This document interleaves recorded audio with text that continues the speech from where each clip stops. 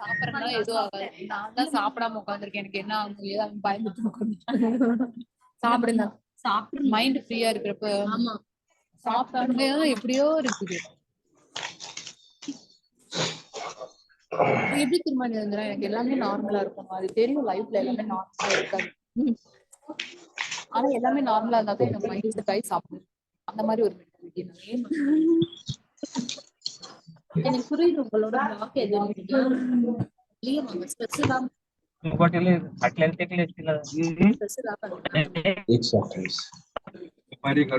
आवाज येतोय ना सर?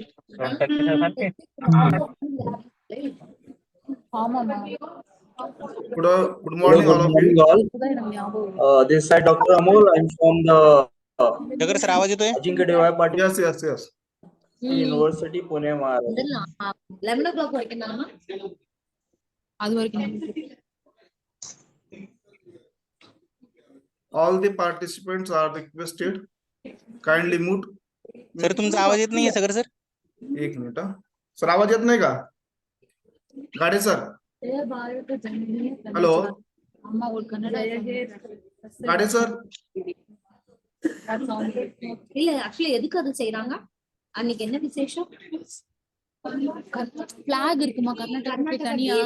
கர்நாடகா டே நம்ம தமிழ்நாட்டுல தான் அப்படி இல்லை. இங்க ஒரு நம்ம இந்தியன் பிளாக் வைக்கிற மாதிரி இங்க பிளாக் நேஷனல் सगळ्यांना म्यूट करा आधी. हॅलो सर, गाडे सर आवाज येतोय माझा? येतोय sir clear. Okay. All the participants are requested kindly mute their mic. தமிழ்நாட்டுல அடிச்சு போராட்டம் பண்ணி I welcome all of you.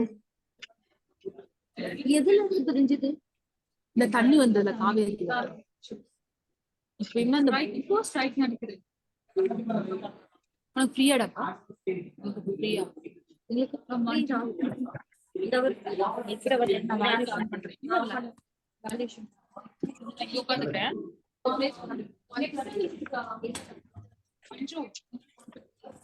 All the participants are requested kindly mute their mic. I welcome all of you. Marathwada शिक्षण Prasarak Mandal, arts commerce and science college किल्ले Dharur,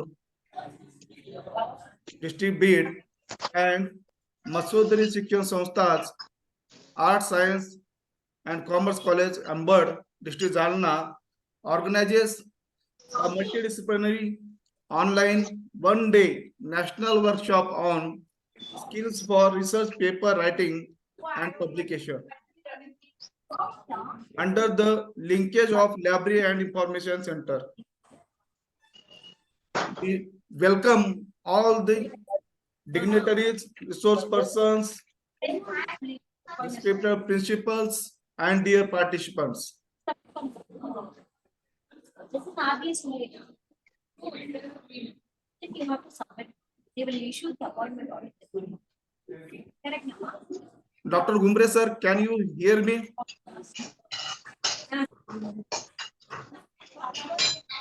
Gumbre sir. Yes, good morning. Very good morning sir. तयार आहे. Okay sir. आपले principal join झाले sir? होत आहेत 5 मिनिटात. आता बोलतो मी त्याच्याशी. Okay sir. ओके. मराठवाडा शिक्षण Prasarak Mandal, arts commerce and science college किल्ले दारूर and मसोदरी शिक्षण संस्था, arts science and commerce college Ambad jointly organizes a multidisciplinary online one-day national workshop on skills for research paper writing and publication. Participant kindly like sir सगळ्यांना mute करा.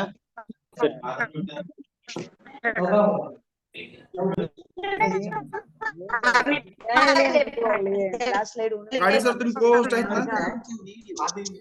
नाही sir नाही. एक minute.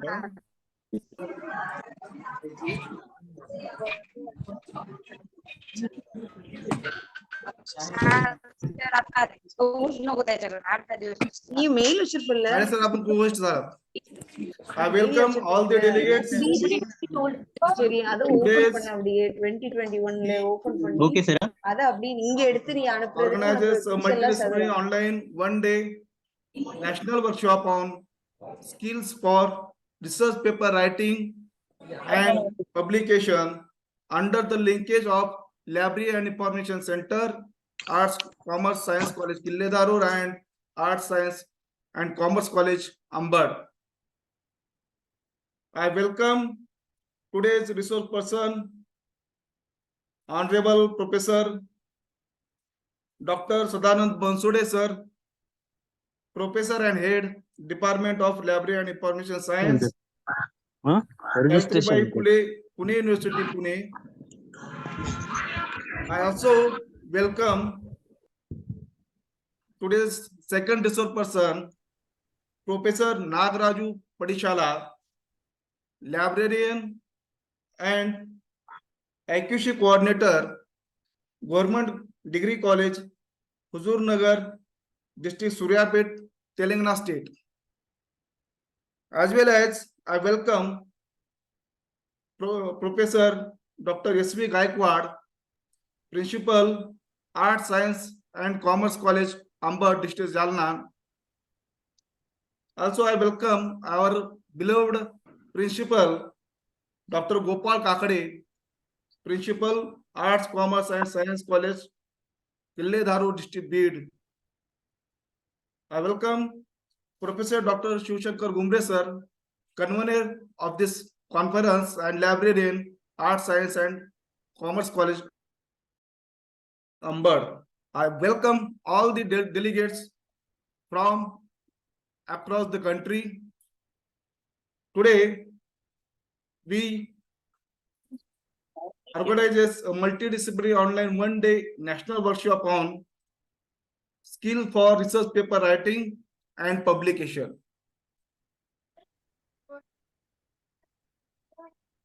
Dr. Gumbre, sir. Yes, sir. Hello. Can you hear me clearly? Yeah. You are audible. Okay. My morning, principal Gumre, is, hello, my principal is joining. Good morning, in good 15 morning, minutes. sir. Good morning, sir. Good morning.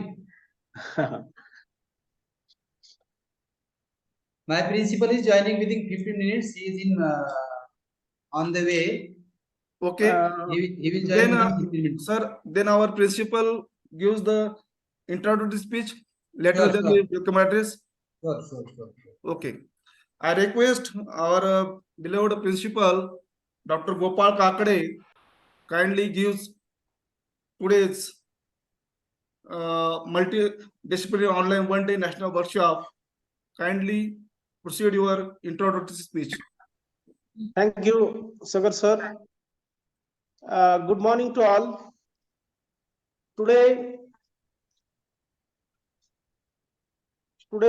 we are organizing a national webinar, which is organized by Marathwada Shikshan Prasarak Mandal's Arts, Commerce and Science College, Kille Dharu, and with linkage with Masudari Shikshan Samstha's Arts, Commerce and Science College, Ambad, District Jalna.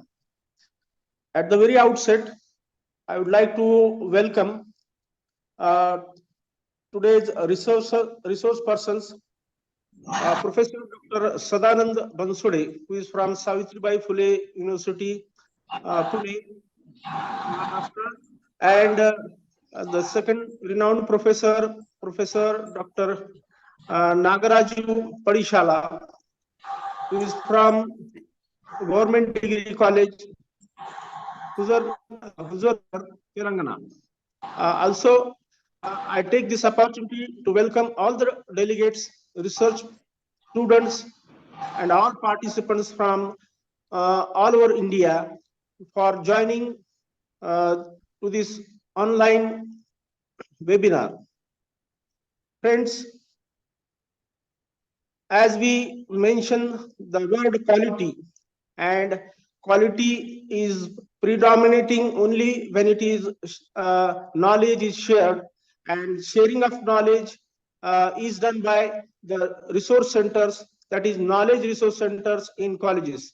And as per demand, these resource centers are now enhancing towards ICT. That is, we know that ICT is the key of this today's era. That is, information technology is must for today's era, and all the faculties, as we have seen that all disciplines, they require information technology for their research, for their teaching, and each and every part of this education, it is now ICT based. So all these resources, knowledge resources, have a wonderful job and also challenges before them. But today's topic is that skills for research paper writing and publication, which is also a present protocol, as we know that quality is predominating in research field, and to write and research article which has high index, which has I-10 index, and also to be published in Scopus journals is must nowadays, as the research of the quality will be only in front of the readers, in front of the scientists, when it is written properly, when it is published in a reputed journal which is having a high index and I-10 index. So the challenge of and the skill of writing paper for new budding researchers, and so students, and in all the fields of research area must be updated in writing this paper and publishing in reputed journals, which has care list, that is UGC care listed papers are must for now PhD degree also. Before going to the VIVOS, you have to publish at least 2 UGC care listed papers. So this webinar will prove a benchmark for all the researchers, not only for writing the papers, but the updated skills in to upgrade their high index, upgrade their I-10 index, and also to publish in the Scopus journals the research articles. I hope there will be a good interaction, and I want to, last not but the least, I want to congratulate the organizers of this webinar, as we also are, as a part of organizer, our librarian, Professor Gopal Sagar sir, also our friend Dr. Shiv Shankar Gumbre sir has taken good efforts for organizing this webinar, and I hope there will be fruitful and very good interaction between the resource persons and the participants, and some good some best will come from this webinar. I hope all the best for the participants, the organizers, and also resource persons. And lastly, I request all the participants to be connected till last, till the end of this webinar for this multidisciplinary event. Thank you. Thank you, sir. Thank you, Lord. Your inspiration always with us. Now, I request Professor Dr. Shiv Shankar Gumbre sir.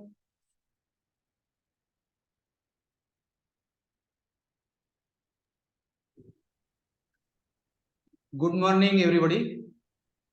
Am I audible? Yes, yes, you are audible. First of all, I welcome my friend and head of Department of Lab and Information Science, Professor Sadanand Bansode.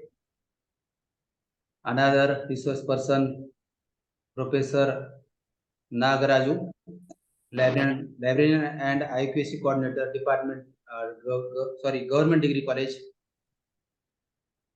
Telangana. My principal, Honorable ESP Gaikwad, who is principal of my college, that is Mashodri Shikshan Samstha, the Arts, Science and Commerce College, Angkor district, Jalna. My another friend, Professor Gopal Kakle sir, Honorable Principal, Arts, Science and Commerce College, Kille Dharur.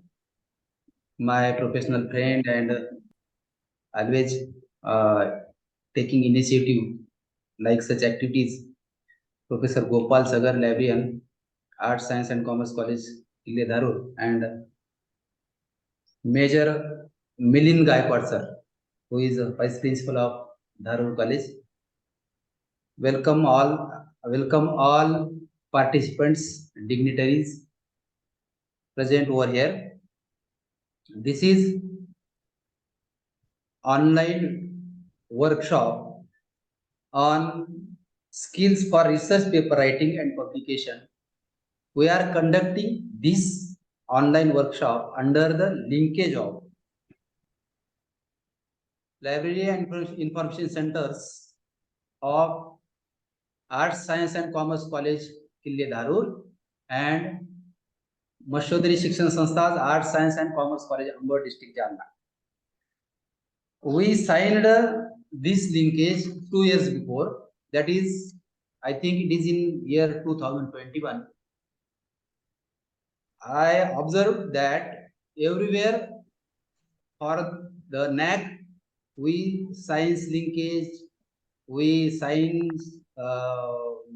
MOUs, but these MOUs linkage may remain on paper only. But this is our we are trying to keep active this linkage. That's why we are conducting regularly such activities under this linkage. Last year, we organized one national seminar. The same theme of the seminar was changing of reading culture, and the resource person were first was my senior friend Professor Rajendra Kumar. He is very well-known person and he is master in the reading skills and reading cultures. Another friend was another research person was my another friend Professor Mahapatra.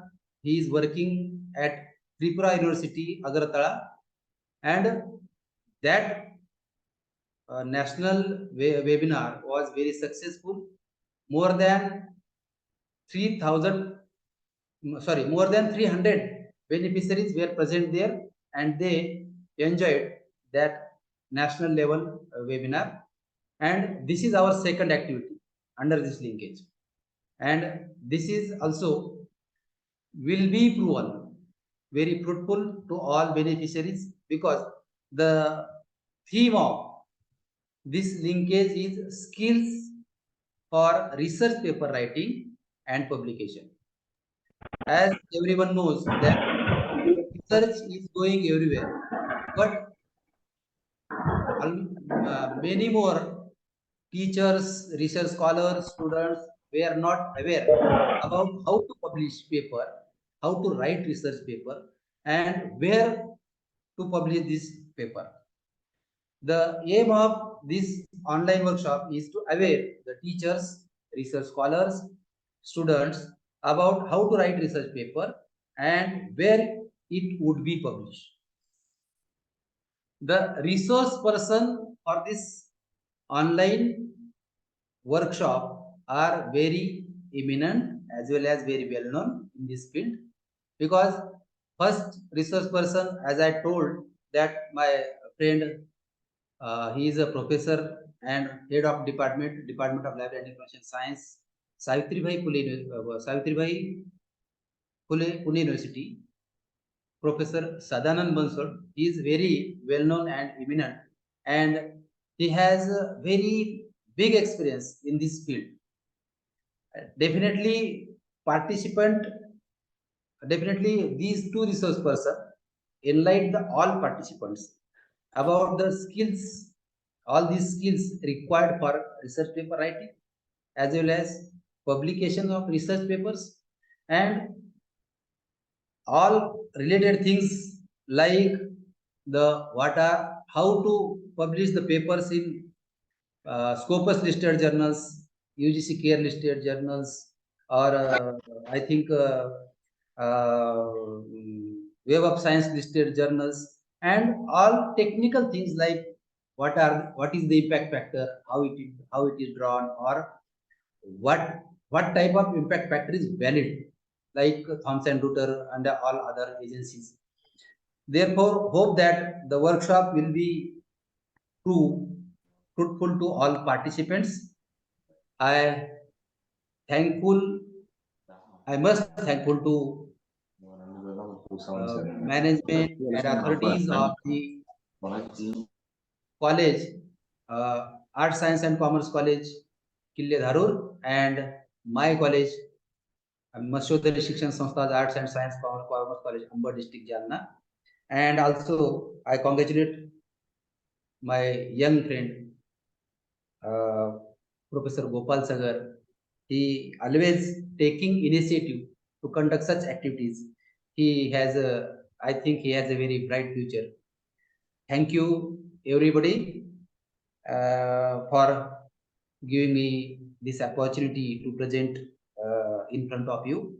Thank you. Jai Hind, Jai Maharashtra. Thank you, sir. Thank you. Sir, your principal is not joined yet.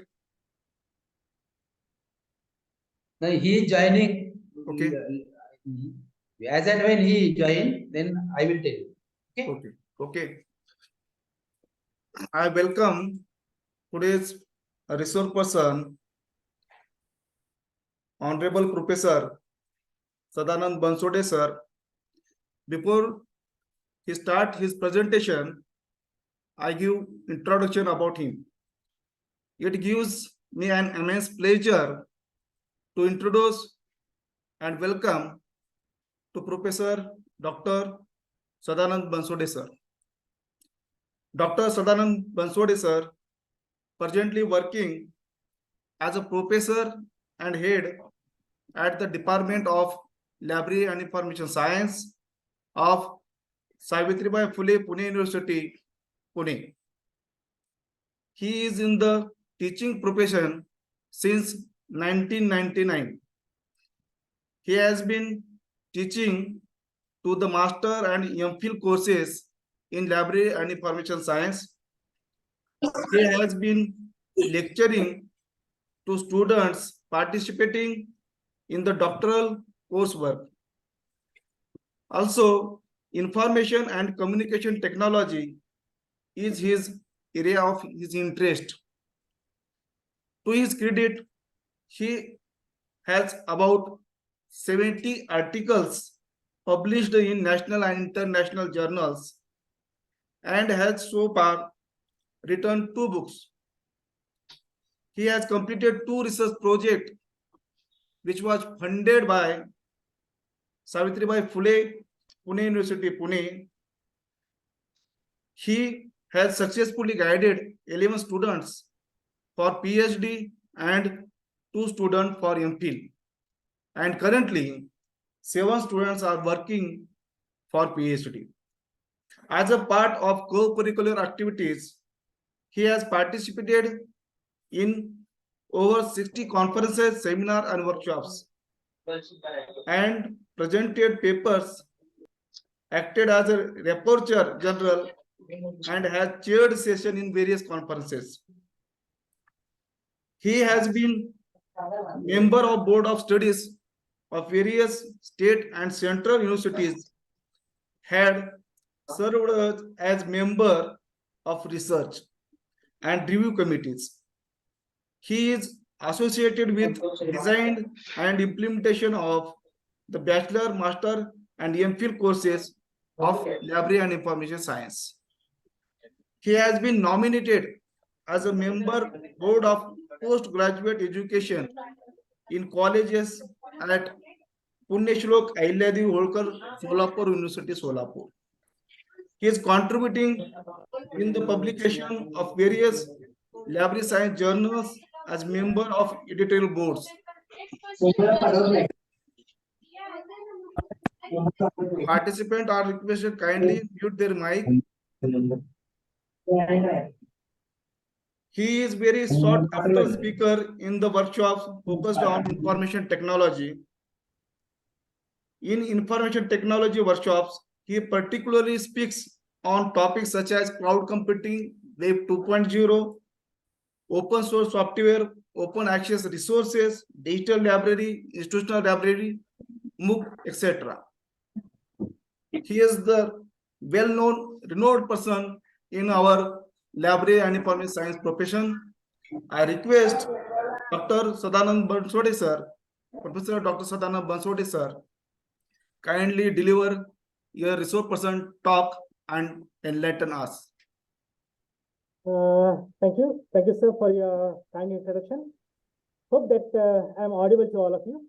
Yes, sir. Yes. Okay, thank you.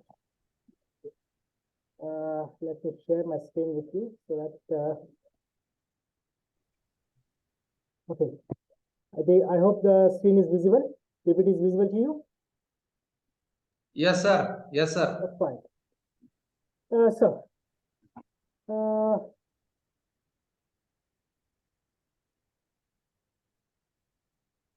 At the outset, let me thanks to both the library professional, interested library professional, I can say, Mr. Gopal Sagar sir and Dr. Shiv Shankar Gomre sir for inviting me for this wonderful workshop on research skills, or you can say the skills in writing. Actually, when it comes for this particular topic, when Gomre sir approached me with this proposal, actually, I was in little dilemma whether to accept this proposal or not. Sir, the reason for this, Masud sir, I am interrupting you. Huh? Your voice is not that much clear. Okay. So whether it is now fine? It is better. Oh, fine. So I was in little dilemma whether to accept this proposal or not. The reason I think you may find in the introduction that has been given by Professor Gopal Sagar sir. If we'll be looking towards my area of interest, mostly I love to talk on the area of information technology. But the moment Gomre sir told me that it is nothing but skills for research paper writing and publications, I thought that, okay, this could be a better opportunity for me to interact with the audience, with the teachers, teaching community, with the research scholars, with the librarians. Since I'm associated with publications, I'm working on the editorial board of some of the journals. So I come across many of the articles, many of the manuscripts, which give me various, which give me various experiences to accept and reach. So I thought that what experience I've got while working on this editorial board, I could share this with you people. So that was the basic reason for accepting this invitation. So thanks to Professor Gomre sir and Gopal Sagar sir. Also, I'm thankful to the principals of both the colleges, Dr. Gaikwad sir and Dr. Kakade sir, for giving me the invitation, and also the management of both the colleges. So let's come towards the topic.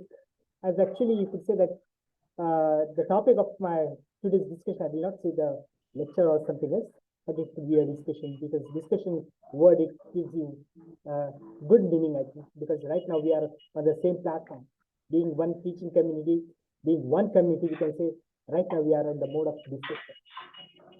So the topic of discussion would be the research publications, that is skill required, and various facets associated with the publications. So mostly when it comes to this particular presentation, I'll be covering what is publication. At the same time, I'll be also giving the overview of the research scenario, research publication scenario in India and in the world. And then I'll be moving towards the various, what you call the components of the research papers and what kind of skill that is required in order to glorify that particular component. And lastly, I'll be ending with some of the terms that has been associated with the journals. Right now, the terms which are being used by various journals, it could be reviewed. Right now, Kakri sir has rightly said that we are using various metrics. We are using various terminologies. Many of the teachers, even though they are involved in the publications, but they are little bit confused because these terms have been every now and then it is being used by the UGC in various contexts. So what exactly the terms are, the peer reviewed or the blind peer review or transferable review, that I will be covering into my lecture. Hold on.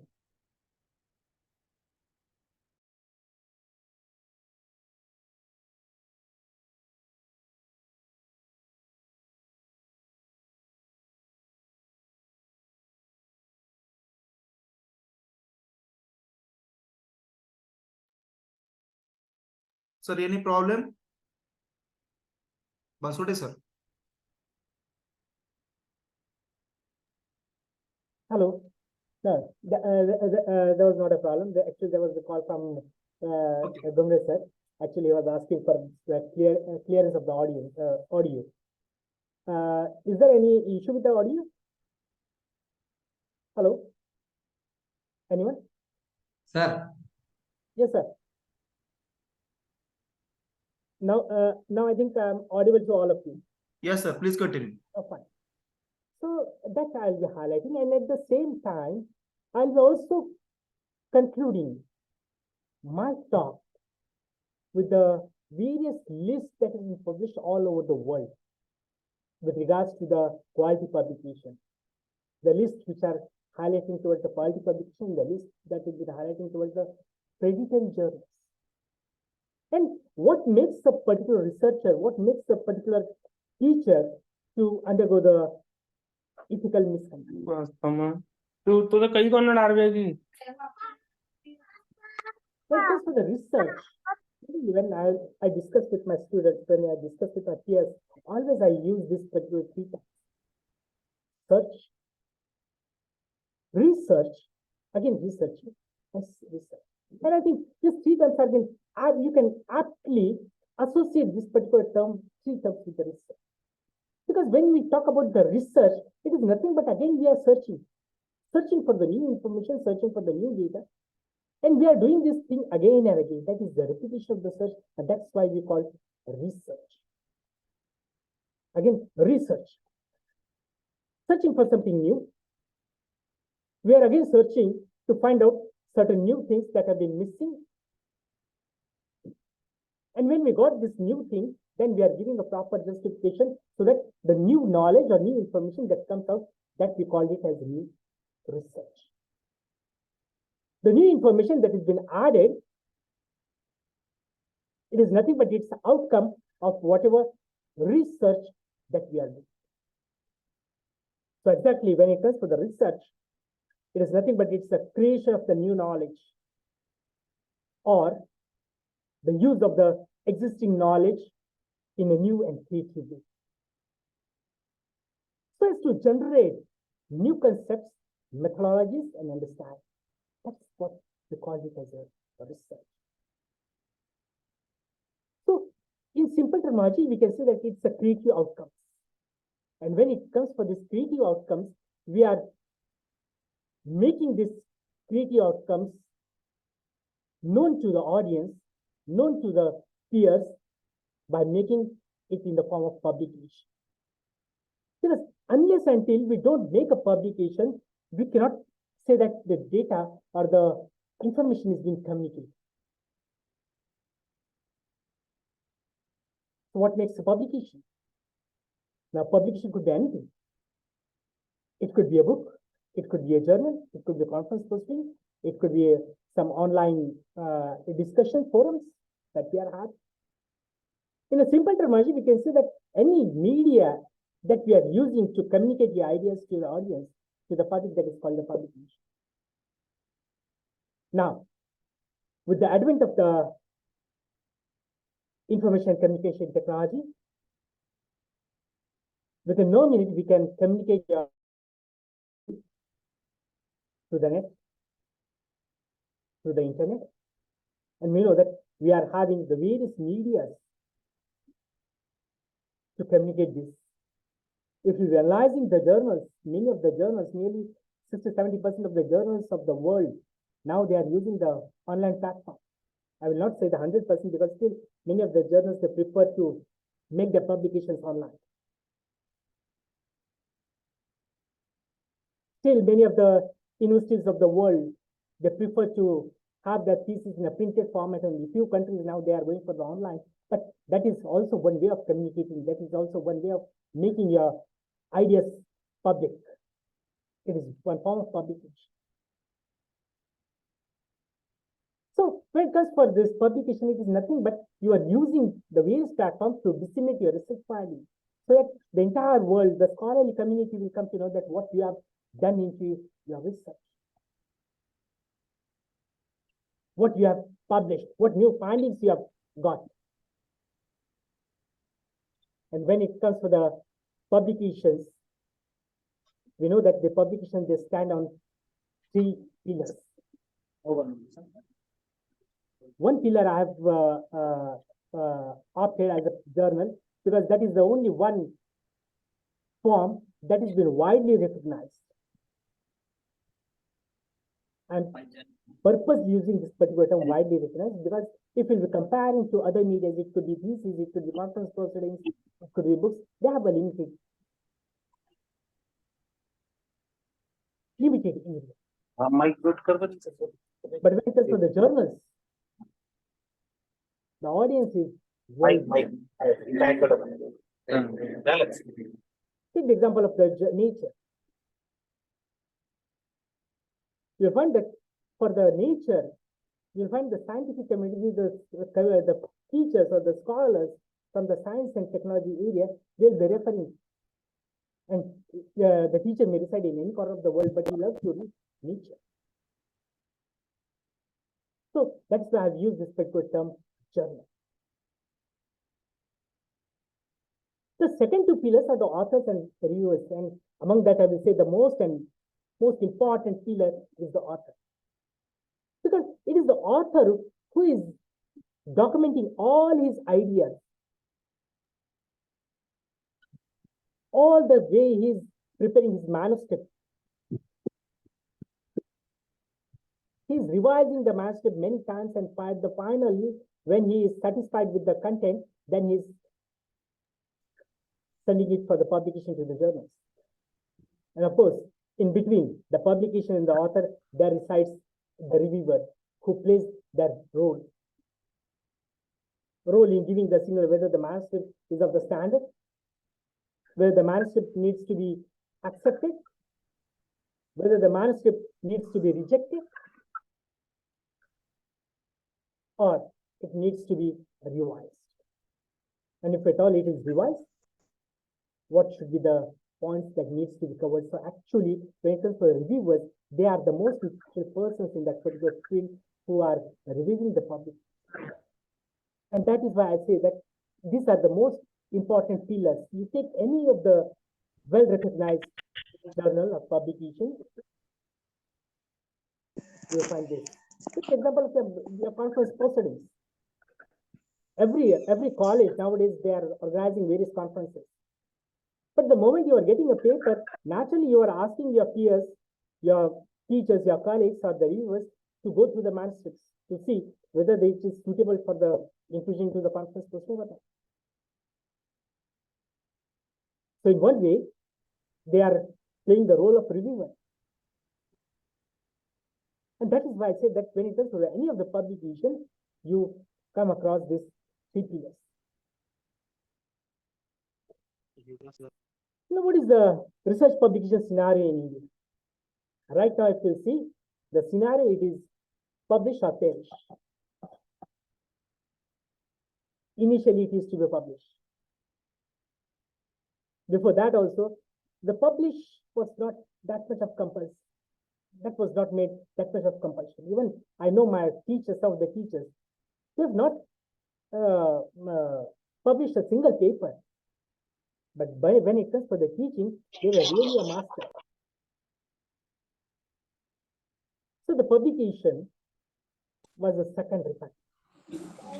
The main objective to produce a quality students. But with the time, the scenario has been changed. The publication was made compulsory. And the situation came publish or perish. So a little bit load was added on the teacher. But maybe after 2010 onwards, when we started accepting the various regulations of the UGC, the situation again changed, the scenario again changed, changing the terms of publish in a prestigious journal. Either you publish in a prestigious journal or you perish. So again, the extra load was added. And now the situation is either you frequently publish in a prestigious journal, and if you fail to publish it frequently, you will be perish. You will perish. You will be no more in the profession. Now there are n number of reasons you know very well. There is no need to elaborate the things. But yes, now the demand is that you will have to continuously publish into the prestigious journals. Recording in progress. So, first for the prestigious journals, what is the actual scenario worldwide? I have just taken one component journal, as already I've told you that I've picked up the journal articles. So mostly from that context, I'll be highlighting.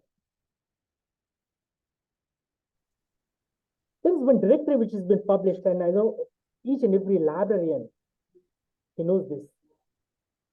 I don't know how many teaching community from other subjects they knew this Ulrich International Periodical Directory, but it is one of the best directory in the world to know what are the scholarly journals, peer-reviewed journals that are available in the subject and in the language which they would like to, in which they would like to publish. So if you see the last year statistics, actually there are 48,000 journals which have been registered, scholarly journals registered, and is enlisted in the Ulrich International Periodical Journal. It is also available on the web, so the Ulrich web, it has been used. And out of this 48,000 scholarly active journals, 35,000 are published in English language. That means 30,000 are published in a language other than English.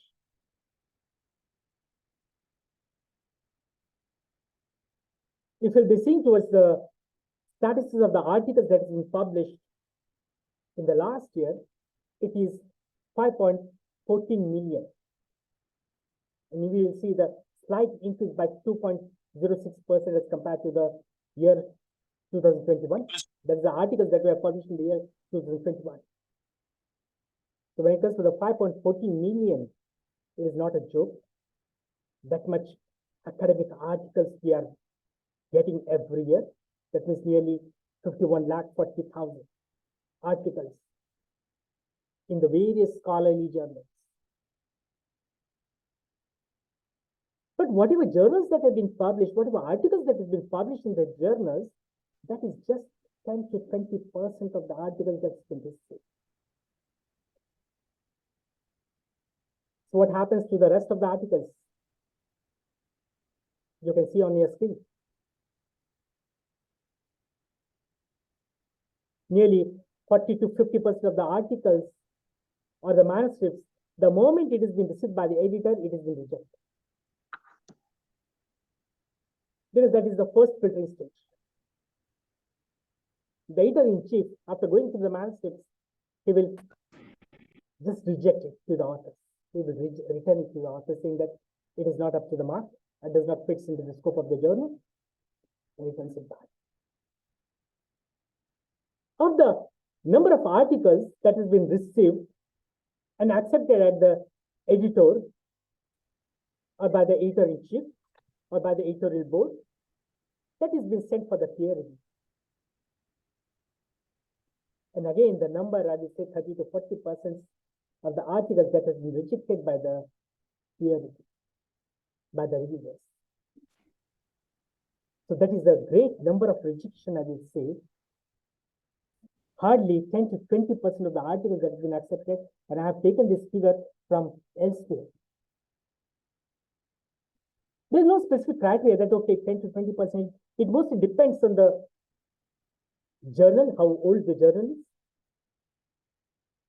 how much it is established in the world, what is its impact factor, and there are many other associated factors which generally comes up to this particular conclusion. But overall, in general, it is 10 to 20%. If you're going towards the nature and all these things, nature and all these journals, Springer Journal or Elsevier Journal, you'll find nearly 95% is the rejection rate, because they are the well-established index and known for their qualities. So in order to maintain their quality, their rejection rate is high. They will just accept the most quality journals sometimes.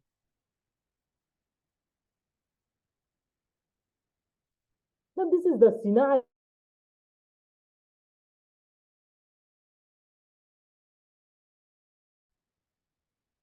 If we see the top 10 countries which are actually involved in the publication, you will see that India is at the third position.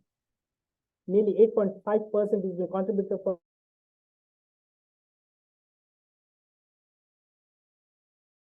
two countries ahead of India is China and United States.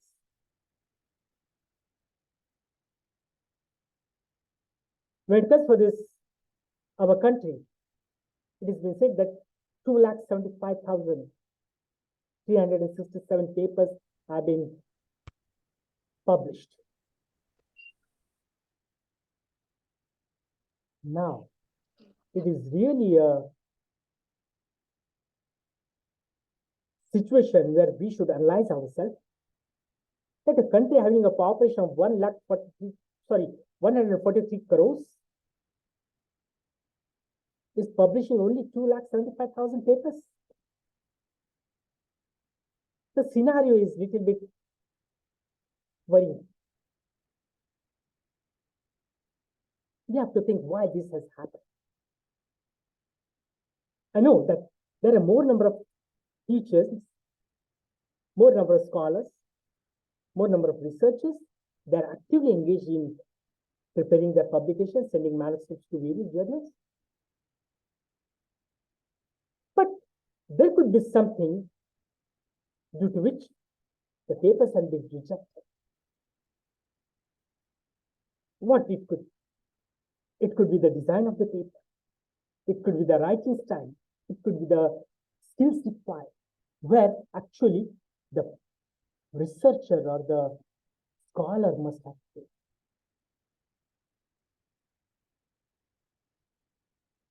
See, it is my frank opinion that when it comes for any of the author, any of the teacher, of course, he can write on any of the topic, but most prominently, he should always choose a topic on which he has his mastery.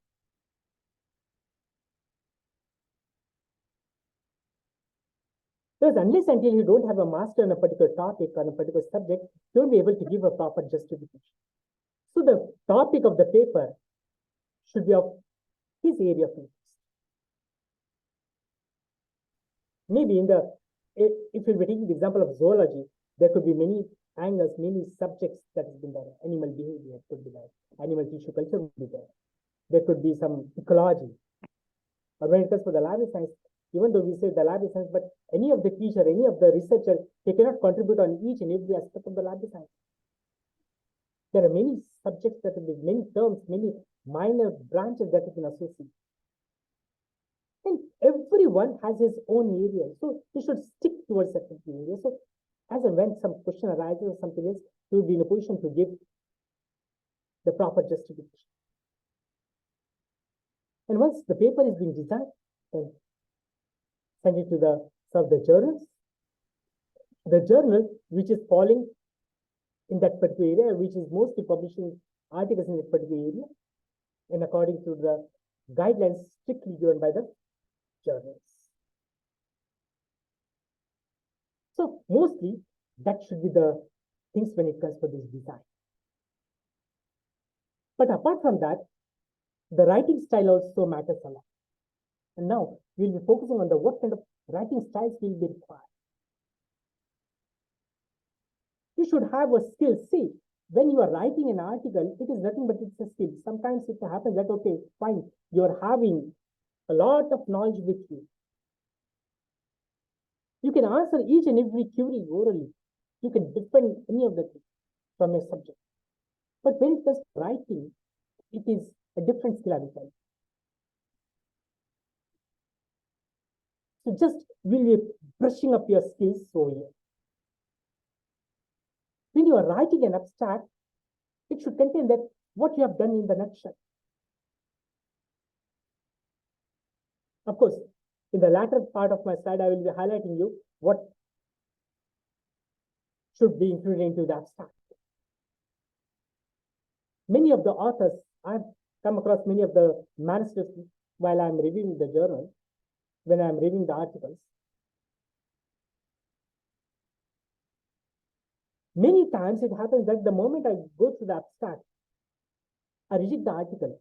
Immediately I will reject the article. I will never go towards the body.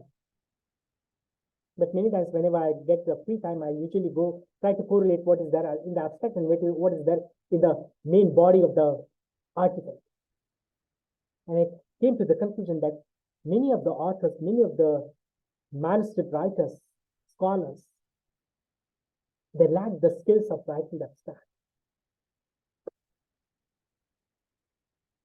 And due to which their article gets rejected. The first impression of your manuscript, if at all you would like to give a good impression, your abstract and title, it should be fine. It should be. It should be a catchy.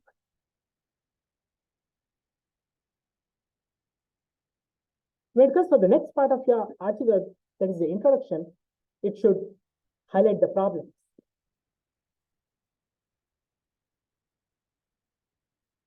When you are describing the methods, actually it should be you should be able to highlight that what are the techniques, what are the different methods that is used to solve your problem. Now, it could be experiment, it could be, if at all it is an experiment, you can highlight what kind of experiment you have conducted. If it is a survey, tell a few lines about the survey. Why you have adopted a survey? What kind of survey is being undertaken? Whether it's a structured questionnaire or it was an interview or something, observation, a case study, or what? Different methods could be adopted, which could suit in solving your problem. And later on the results, that what did I find out?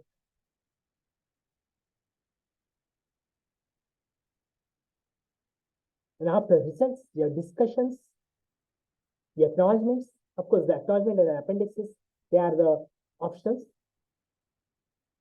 But yes, after discussion, the conclusion, yes, there should be the references, which we generally call it as a literature that will be cited into the article. So this should be the method.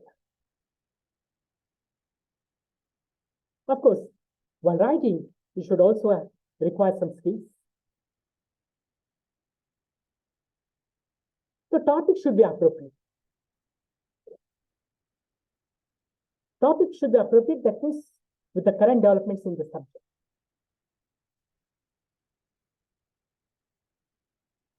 So, for example, right now, if we'll be going towards the world, the general scenario is that you can have a lot of literature, you can contribute to more things in the field of COVID, on the subject COVID.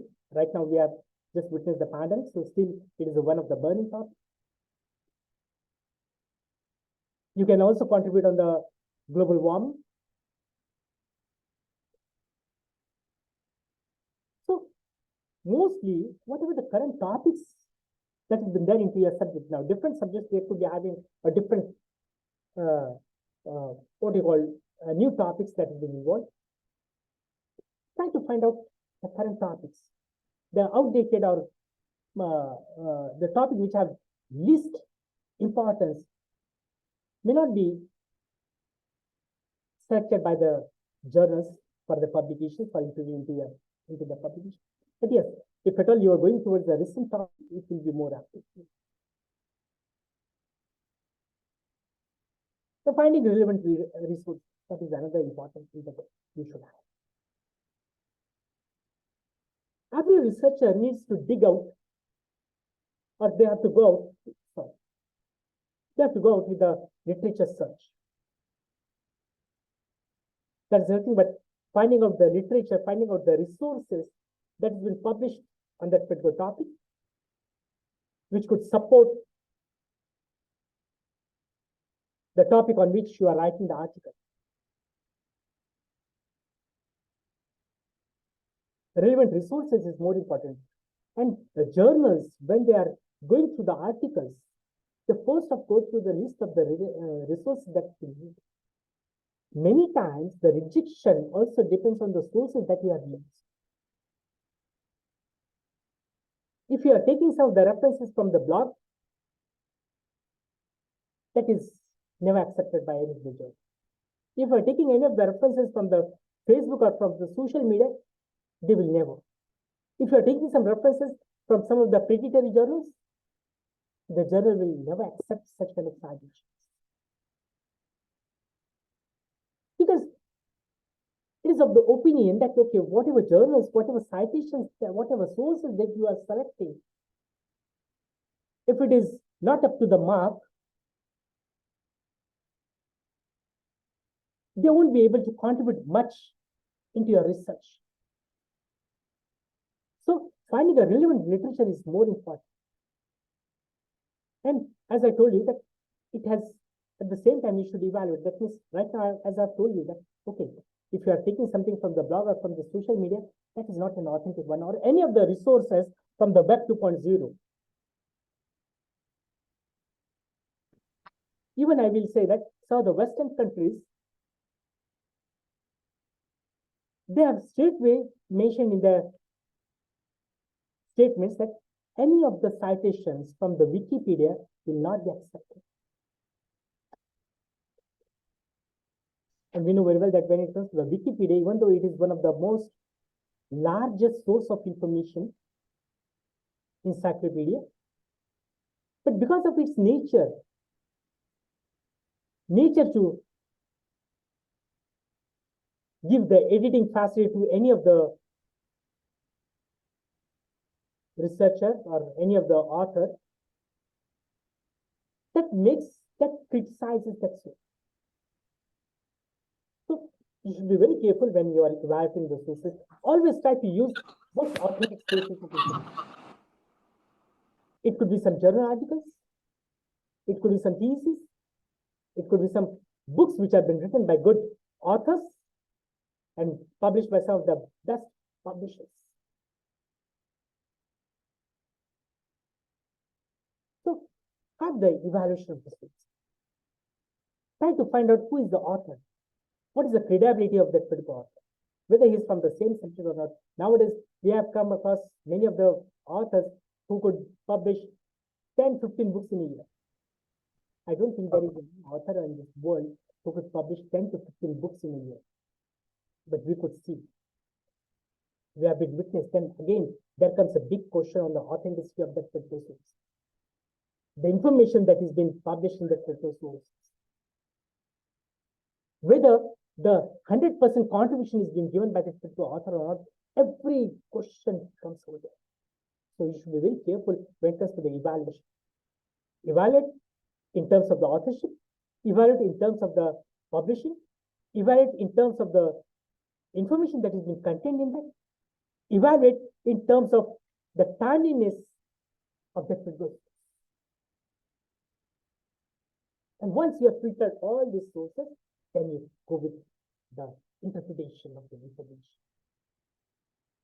Of course, the language proficiency is also there.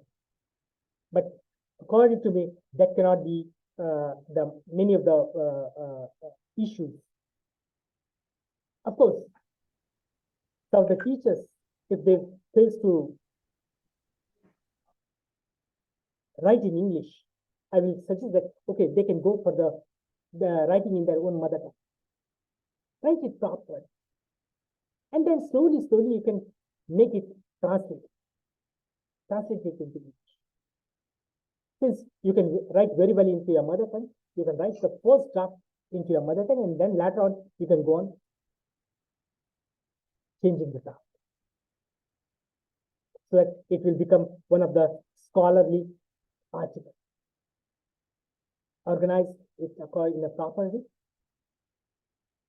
Give a proper timing for each and every component. It should not happen that for writing a component you may take years together, maybe or months together. Time management. And lastly, it should be free from all kind of bias. That is more important. I'll give when it comes to the time management, I'll give one example, and so that you'll be quickly able to understand. For the audience, let me alone whether the audience is from the various subjects or majority of them they are from the library side. I think maybe the Sagar sir or Bhuvnesh sir, they may be able to tell me. Bhuvnesh sir, are you there? Sagar Yes, sir? sir. Yes, sir. Can you tell me the nature of the audience?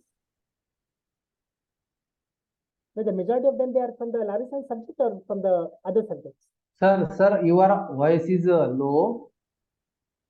It is audible. Your voice is audible, but it is low. Now I've changed my audio system also. I don't. Yeah, I think your mic is not working properly. I think that's what I've told you, that I've changed my mic twice. So just tell me the composition of the audience. Hello. Whether they are from the library science subject or they are from the other subjects also. Sir, pardon please. The audience, whether they are from the library science subject or from other subjects also. All subjects, sir. All subjects. All This is subjects, the fine. multidisciplinary. Fine.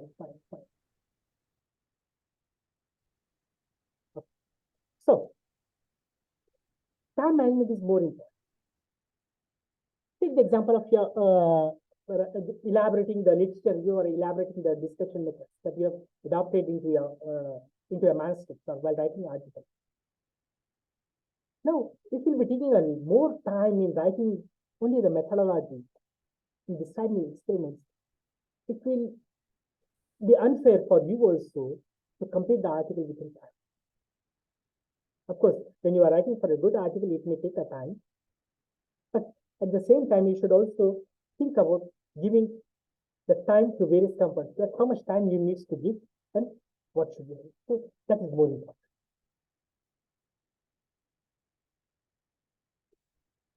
When you are writing the article, you should try to find the answers to the 4 important keys. That is, number 1, why this study needs to be done. That is the problem. What you did, that is again the experiments that you have been carrying out. It could be in the form of lab experiments, or it could be in the form of some surveys, in the form of case studies, whatever it might be. At the end of the day, what you have found after doing all these experiments and all these surveys, what are your findings? And lastly, how your study will advance your own subject. If you're able to answer these 4 questions, I will tell you that none of the editor could deny your art. Only the thing is, you will have to highlight this 4 questions in a proper way. Of course, the other things, timeliness and the relevance, that is also important, but when it comes for any of the articles, these 4 components needs to be there. When it comes for the body of your articles, It starts with the title, author, abstract, keywords, introduction, the problem, statement of the problem, objectives, literature review, methodology, analysis, findings, suggestions, conclusions, references, acknowledgement, appendix, if necessary. Now, most of the teachers, they will be highlight that what is the fun in telling this, all these things, we know very well. That's, of course, you know very well. I admit that, please. But many of the teachers, they don't know how to write this, in which direction they should go. I'm damn sure that nearly 80% of the teachers, they will first try to identify the title. They will go with the title.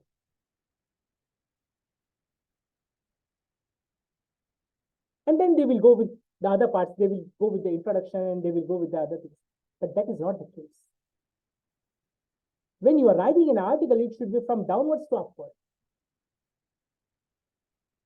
And the downward, it means the first thing, that is the statement of the problem. In fact, many of us research scholars, they generally contact me with saying that, okay, this is the title on which I would like to go for my study. And even the research scholars, they will come with the title saying that, okay, I will be contributing my manuscript, my article on this and this topic.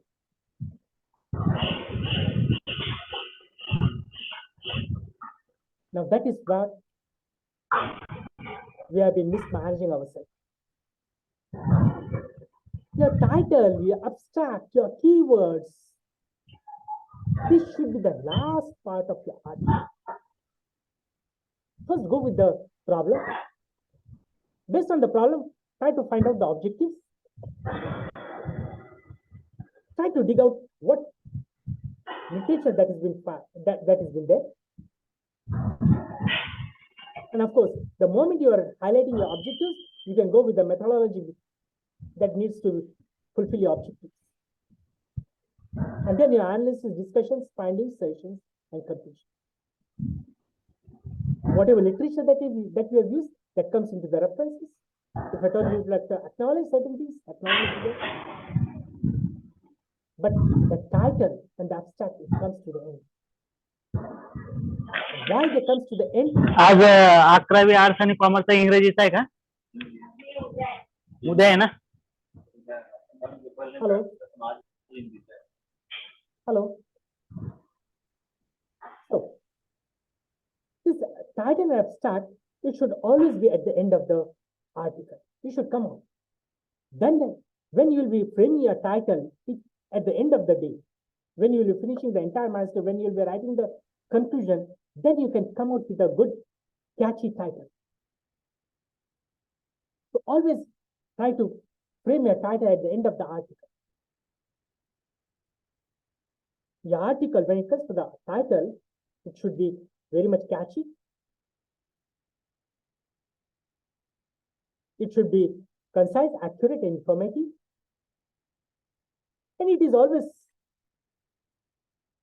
assumed that the moment you will be going through the title, the moment you will be reading the title, the readers should automatically come to know that what is there in your article or what topic you have highlighted. So mostly, when it comes for this article, it should contain the keywords that is been there. It should give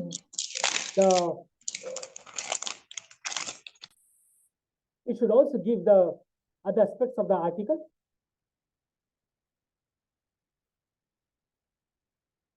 And most important, the keywords. And the another aspect of the title is that whatever title you are giving, that should not be too lengthy. A short but sweet article, but a catchy one, using the appropriate word to describe the content. That could be important.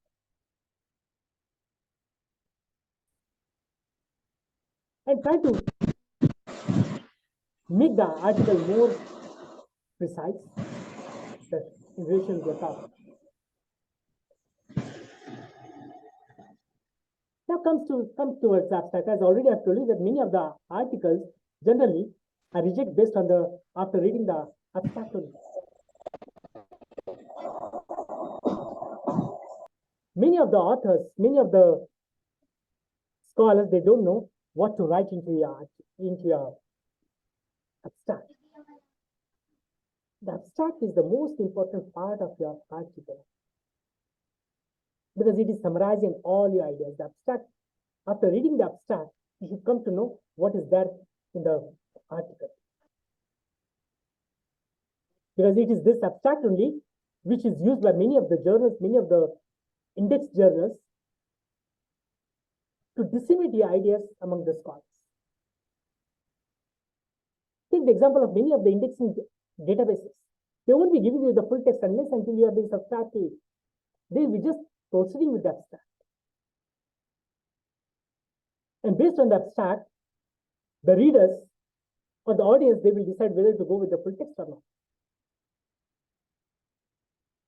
Generally, many of the journals, they will restrict the number of words for the abstract. It has been assumed that the abstract of the article should be of one paragraph. Become directly most. When it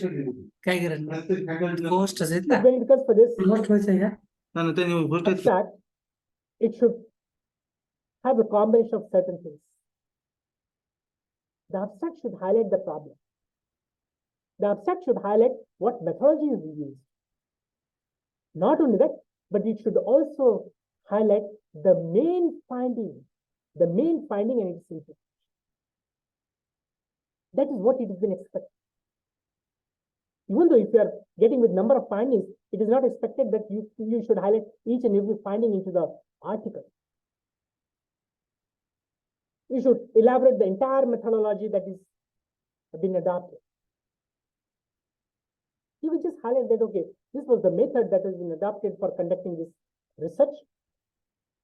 And at the end of the day, it was found that give one main finding, more than sufficient. So automatically, the abstract will fit into the range that is given by that particular journal. It may be around 200, 300 or 350 words. Nowadays, if you'll be going towards the journals, many of the journals, they will just give you the structured abstract. See, now they have been fed up of going through the lengthy articles, lengthy abstracts. If you'll be seeing the journals, the policy of the journals, now they have come out with the abstract, structured abstract. In the abstract only, they will highlight certain points. Purpose. Describe the purpose in one line. The methodology that is being used, 1 or 2 lines. The findings, 1 or 2 lines. And the conclusion and implication, 1 or 2 lines. More than sufficient. They have come out with the structure, and that is why that has been called structured abstract. That is one kind of move that is being made by the journal editor to assist the scholars in writing the abstract. Because it is always said that the first impression is the last impression, and the first impression it has been given it has been made by you people with the help of your title and abstract. So it is also important that what we should not include in the abstract. And this, everything that I've been highlighting over here is based on my experience, which I'm getting in my day-to-day life. As an editor, as a reviewer. Hello hello हा sir आवाज येत नाही hello आता येतो हा थोडा आवाज जरा मोठा करा एकच minute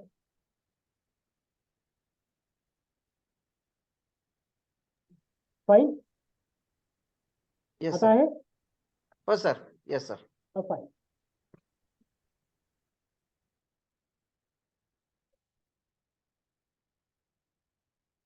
So, what we should not include into your abstract? The background information. Don't include any of the unwanted information into your abstract. Your references should be there into your literature, but not into your abstract. Avoid always incomplete sentences. Abbreviations, figures, tables, references, it should not be there into your abstract.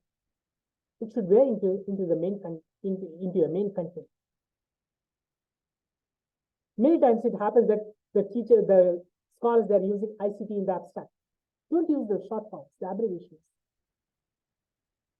Whatever abbreviations that you would like to use, the moment you will be starting the introduction, from then onwards, you can go with your abbreviations. But try to omit the abbreviations or other things from your abstract. At the end of the day, whatever references that you are using, use it in a proper way. Mainly the standard style of references you can use. Nowadays, APA, MLA or Chicago, that has been heavily used. But most of the journals, they do have their own style of references that needs to be done. If at all you would like to communicate your article to a specific journal, just before communication, try to download or try to go towards the publishing policy of that particular journal. Or see the latest issue and see what kind of referencing style is being used. Accordingly, you can modify. Each journal is having a different, it is not necessary that you should go with the APA or with the Chicago. Some journals, they have come out with their own style of reference. More than each subject, they do have their own style of reference. So try to adopt that. It will help you in making a good impression when you are communicating the article. These are some of the do's and don'ts. I think most of the things that has been highlighted already. But yes, the spelling and grammar correction needs to be there. That you have to do it. Nowadays, many ready-made tools are available. Ensure proper consistency in the flow of the subject. When you are moving from one para to another para, when you are moving from one theme to another theme, when you are moving from one heading to another heading, there should be a proper connectivity. And once you have been completing everything, don't keep your manuscript towards yourself, but try to share your manuscript with your friends, to your teachers, to your scholars. Because the moment you have been drafting your draft, you have been drafting it from your own angle. But when you are giving it to a fresh eye, to a third person, he will try to read that particular content from his perspective, from his point of view. And that will be a critical analysis.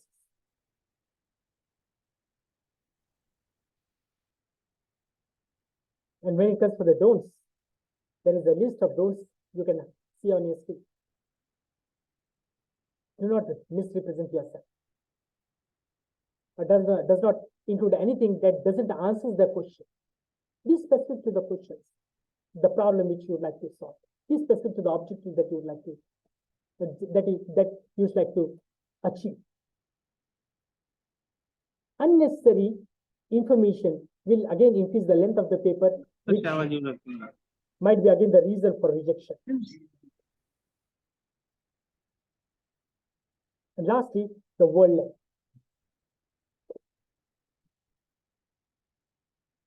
Now the question will arise that, okay, fine, after going all these things, what could be the journal, or how to identify the good journals? Straightway I will say that any of the journal, any of the publication which has been indexed into some of the indexing databases, that could be good for the publication. Because when it comes for such kind of databases, it could be Scopus, or it could be in the Web of Science. Now again, the Web of Science, they do have a different databases. Science Citation Index Expanded is there. Previously, it was Science Citation Index. Now it has been expanded. The term has been added, expanded. There is another one, social science citation index and arts and humanities citation index. So based on this, you can have your own journal. Or even though if the journal is not indexed in this, it could be some other databases where it could have been indexed. Nowadays, many of the databases, they do have their own indexing databases. As in the library science, you can have the LISA, Library Information Science Abstract. There's the indexing database. Biological abstract, chemical abstract, sociological abstract, the DOJ, it is the indexing one. Because all this indexing, they do have a peer, the journals which has been there, they do have a peer review policy. So, if at all, if you are coming across any of the journals which has been indexed, you can say that it could be the best instrument for your publication. But when you come across any of the non-indexed journals, it will straightway tell you that the journal is of low quality. And it could not be better for you to go for the publication. Now, when it comes to the low quality, that could be a number of reasons. We are not going to go with this. But yes, try to publish in a journal which is indexed and which is supposed to be the scholar.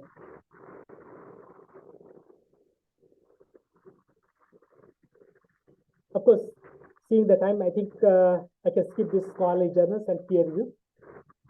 But yes, when it comes to the peer review, this is the term which has been actually used by many of the in many of the regulations which has been published by UGC. And I have been witnessing that many of my friends, particularly the teachers, they will have a different opinions when it comes to the peer review. When it comes for any of the journal, that has been written on the title, on the page, that it has been peer review journal, having such and such impact factor. But it is not always true. There are certain parameters which needs to be find out, which needs to be there. And then we can say that it is actually a peer review. Of course, when it comes to the UGC's regulation, it has been clearly mentioned that any of the article which is published in a peer review journal or UGC care listed journal do have certain weightage of marks. And when it comes for actual claiming of the marks, the expert, the state will reject the article, giving a 0 marks, saying that, making a comment that which is not a peer review. So what actually is a peer review? So peer review is nothing but it has been reviewed by your own peers, your own colleagues from the same subject in order to establish the quality of the publication so that it could be finalized whether the article is to be accepted or it is to be denied. So that is why they have been called peer review. But when it comes to the peer review, you will find that it will have many of the what you call it is been generally given when it comes to the policy of the journal. And when it comes for this article, if you are going towards the articles that have been published in this, from there also you can just come out whether the journal has adopted a peer review or not. Now, how you are going to distinguish and how you are not going to distinguish, that I'm going to cover when it comes to the predatory ones. But right now, here you can say that when it comes to the peer review, it undergoes the various process. The peer review process, it starts right from the first step. The moment you submit your manuscript, it will start. The editor-in-chief, he will go for the suitability of the manuscript. That itself is the first review. The moment he will review the article, he will find whether the article is suitable or not. That is the first step in peer review. The moment he will be going towards the plagiarism or similarity check report using various softwares, it is the second step. And when it sends the manuscript for the review, there is another actual review policy, the review process that and it is. That is what called the blind review process. Blind review. Now, when it comes to the blind review, the identity of the author is been removed by the journal, which is having a peer review policy. Mind very well, the identity of the author is never revealed to the persons who are actually undergoing review. When it comes to the single blind review, the manuscript has been sent to hardly one expert. And based on his impression, based on his comments, the decision has been made whether to accept or whether to reject. The double blind, mostly it has been adopted into social science and humanities. It is given to the two authors. By removing the identity of the authors, it will be sent to the experts. And after receiving the comments, the same comments have been passed to the authors. Even when the comments have been sent to the authors, the identity of the reviewer is not been revealed. And the triple blind review, that means sending the article to the three experts, mostly this practice is being followed by the journals which have been indexed in Scopus and Web of Sciences. Apart from this, there is another review policy which has been identified. One is the open peer review and the other one is the transferable peer review.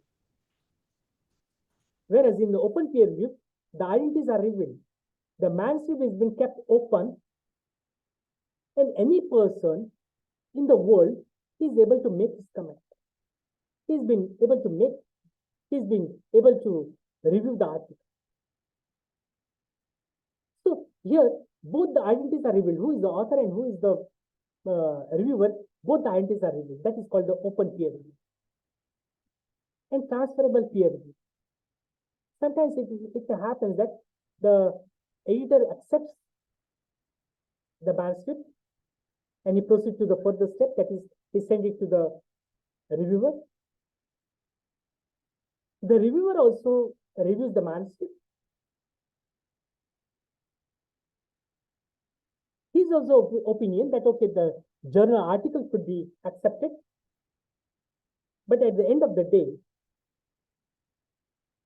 when it comes for the actual publication, they find that the article is not suitable for that particular journal. So in that case, they will just ask the author to transfer his manuscript to some other journal where he is likely to get published. And that's what called the transferable peer review. Of course, at the same time, the scope is also being defined. We know very well that each and every journal, they do have the various scopes. Some journals are local, regional, national, international. But all this, it depends on the languages that is being used. The scope, where it is being distributed, from where the authors they are making the contribution. If majority of the authors, they are from the Maharashtra only, none of the authors are from the other states. Naturally, it could be said it is a local, regional one. But yes, if at all, some of the authors from maybe Karnataka, Kerala, West Bengal, or maybe from the northern part of the country, if they are contributing, to say it is national. If the readers are found to be everywhere in the part of the country, it could be national. Or the members of the editorial board, if they are from the every corner of the world, it could be international. But at the same time, not only the editorial board, it defines the scope, but at the same time, the readership, the authors, that also one has to.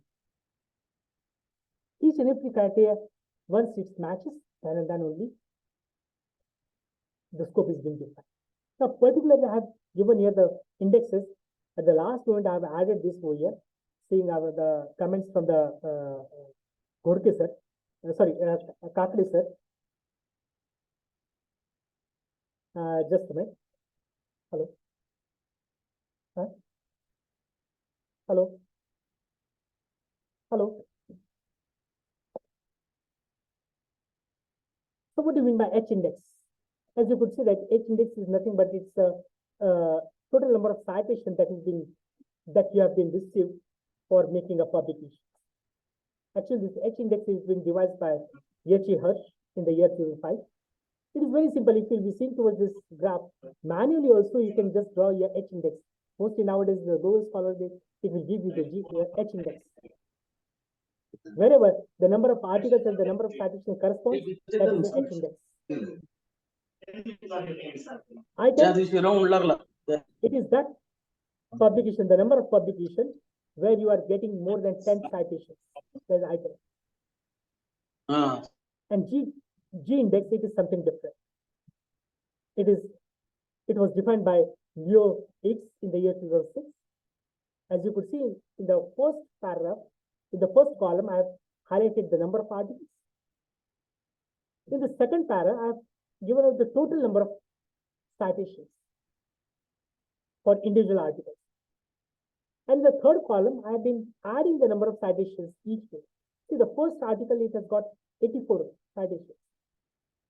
For second paper, I have got 20 citations. So 84 plus 20, 104. So likewise, the addition is going on. And in the third column, the square of the number of articles that has been added. For 1, it is 1. For 2, it is 4. So like that, you will have to match. You will have to go with matching with the square root and the cumulative citations. And wherever it corresponds, that number of articles is your G index. So many times it happens that your G index is more than H index. But reverse cannot be the same.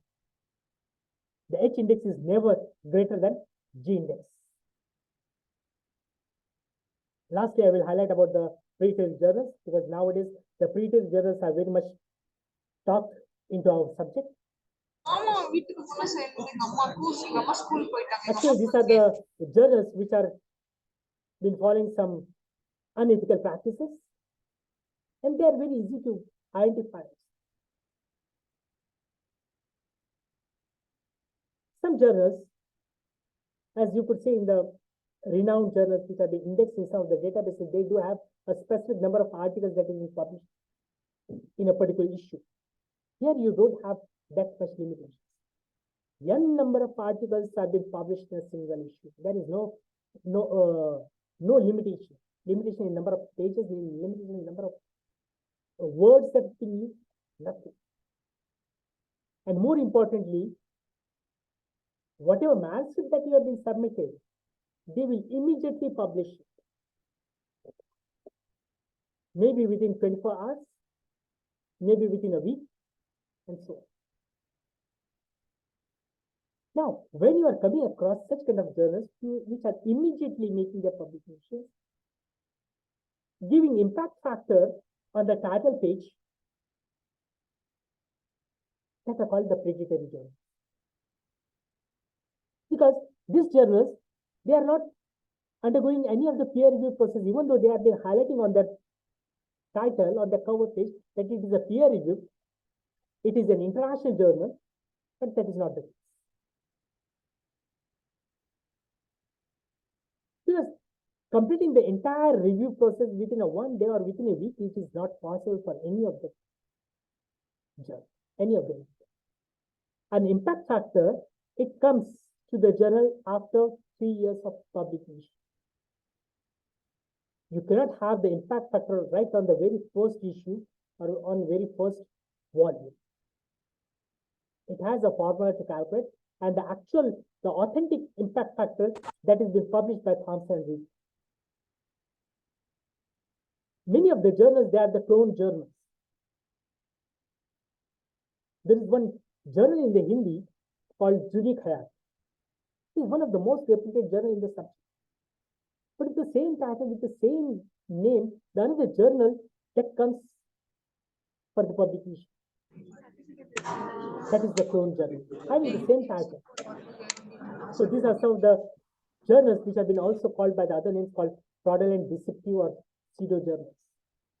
And that is the reason why the UGC has come out with the various initiatives, UGC Care. Fortunately, the headquarters is at Savitribai Phule Pune University only.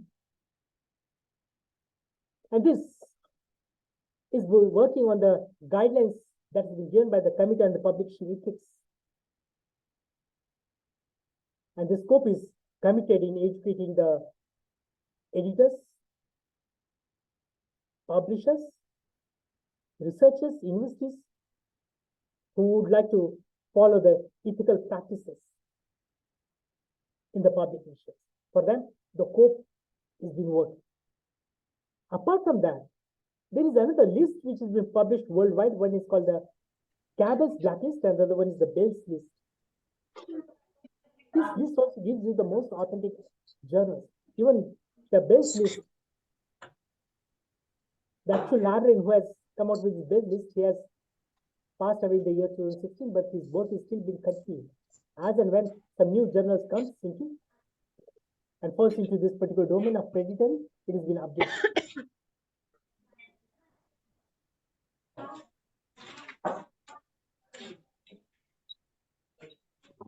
Now, when we are talking about the predatory, these are some of the factors. These are some of the types where we could find the research misconduct. Of that, the most prominently found is the fabrication or falsification of data. We use the same data. Already the research has been conducted and we are using the same data again and again. We are making some fabrications. We are having something different data in our hand and we are putting in front some other data. Plagiarism. When you are interpreting the data, we are interpreting it in a different way. Failure to obtain ethical approval by the research ethics committee. Research ethics in doing the experiments. Maybe the scientific community, they are more involved in doing some experiments on the animals, on the plants. And then it is mandated for them to take the approval for doing the research from the ethics committee. They fail to do this. Inappropriate claim of authorship, that is another type of misconduct. A student all the time is doing the research and some other will publish the same research on his own name. Or the same research is being published again and again using different name, that is called the duplicate.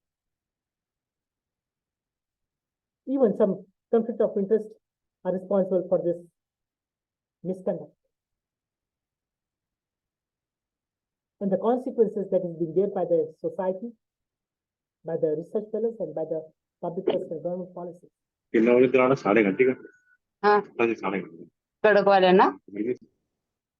society is unable to get the proper findings. The fellow researchers, they do not get the proper credit. And based on the policy, based on the findings, the government is unable to come out with the policies. A good policies. That could be the consequences. There's some factors which has actually pushed the present faculties in committing this research misconduct is here. Pressure to publish. Every now and then we have been asked to publish so that you may get through the career advancement, or your student may get the pathway to publish or to submit his thesis in the university. There's always a pressure being mounted. Pressure to publish in a good journal or anyhow make a publication. For grants also, many of the college management, they are after the teachers to go for the grant. They will be heavily pressurized. Lack of supervision, inadequate training, you can say the lack of knowledge about the research and publication ethics and poor research culture. These are some of the reasons where we find this as one of the reasons for committing research misconduct. So with this, I hope I've covered a lot. Also, with this, I will take a rest. I'm really thankful to the audience for listening me patiently for last, I think, more than 1 hour. And also hope that whatever component that has been incorporated into the presentation, even though few components there seems to be a basic one, but yes, they are the need of the day. Because whatever I have experienced maybe when I'm evaluating the proposal for the college level or whenever I'm evaluating the articles, all these questions comes in front of me. So that was the reason why I thought that this could be the better platform to highlight all these issues in front of me. So thank you one and all. If at all you will be having any questions, I'll be happy to answer.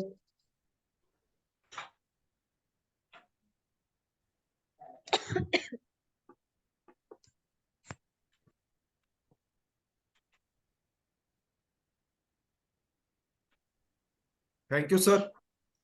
Thank you, sir. I don't think there could be any question from the audience.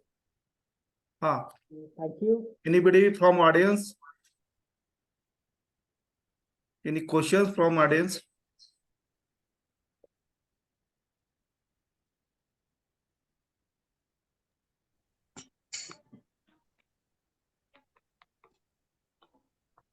Sir, kindly.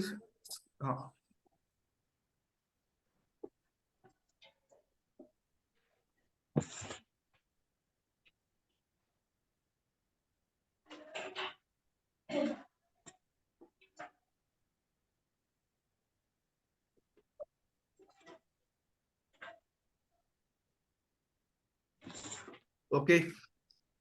Thank you, sir. Thank you, sir. Thank you, one and all. Thank you, sir, for giving informative session about how to construct and write a good research paper, and it will publish in various platform. Thank you for enlightening us a various aspect of skill for research paper writing and publication. Thank you, sir. Thank you, sir. With this, I will take your leave. Thank you very much. Thank you, sir. Thank you.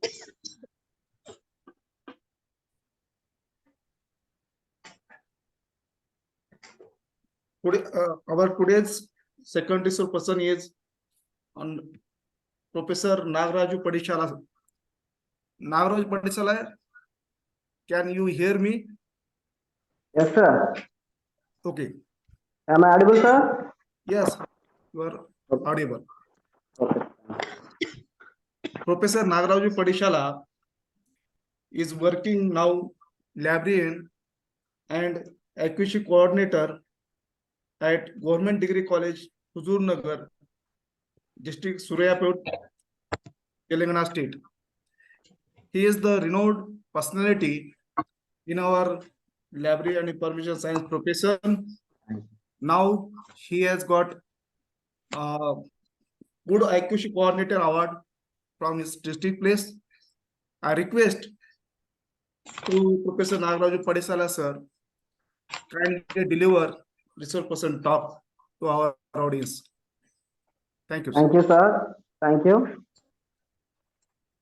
I really thankful to the Professor Dr. Shahaji Gaikwad, sir, Principal Arts, Commerce, Science College, Jalna District, and Dr. Gopal Kakade, sir, Principal, Arts, Commerce and Science College, Beach, and Professor Dr. Sadanand Bansode, sir, today's resource person.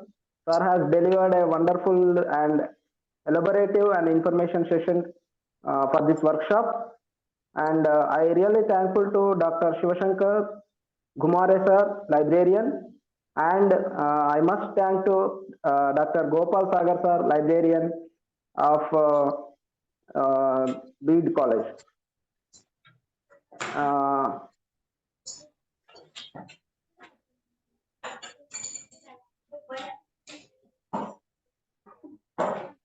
Is my screen is visible, sir?